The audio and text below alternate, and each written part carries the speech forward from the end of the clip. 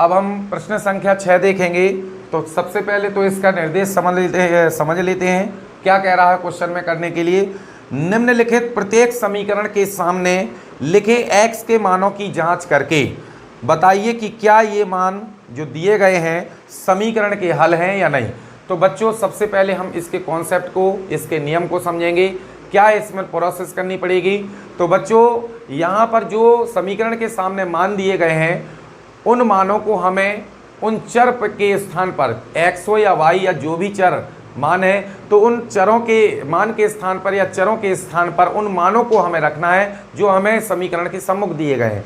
अगर वो मान रखने पर दोनों पक्ष समान हो जाते हैं तो वो मान जो x के दिए हैं चर के मान, तो वो उस समीकरण के हल हैं। अदरवाइज अगर समान नहीं आए दोनों पक्ष, मान रखने पर अगर दोनों पक्ष समान नहीं आए तो फिर वो समीकरण के हल नहीं है।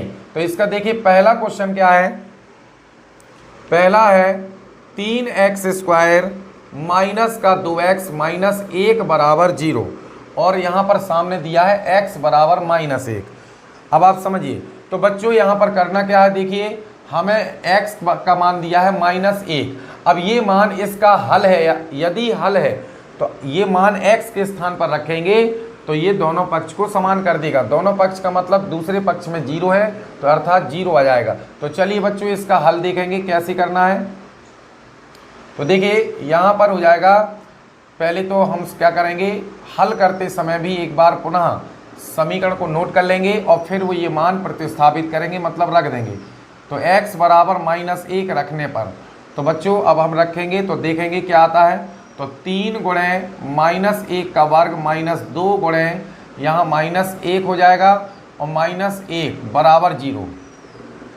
अब देखिए कैलकुलेट करेंगे तो -1 का वर्ग (1) आएगा और 3 से गुणा तो 3 एकम 3 ही आएगा, माइनस माइनस प्लस का 2 एकम 2 हो जाएगा, -1 बराबर 0। अब हम क्या करेंगे, यहाँ पर 3 और 2 5 को जोड़ लेंगे, -1 बराबर 0 यानी कितना आया 4 बराबर 0। तो ये पक्ष बराबर नहीं है तो लिखेंगे चूंकि LHS इज नॉट इक्वल है, यहाँ पर क्या LHS बराबर नहीं किसके, RHS के। मान रखने पर दोनों पक्ष समान नहीं है तो लिख देंगे इसलिए x बराबर -1 समीकरण का हल नहीं है। ठीक है बच्चों, आई होप समझ में आ गया होगा।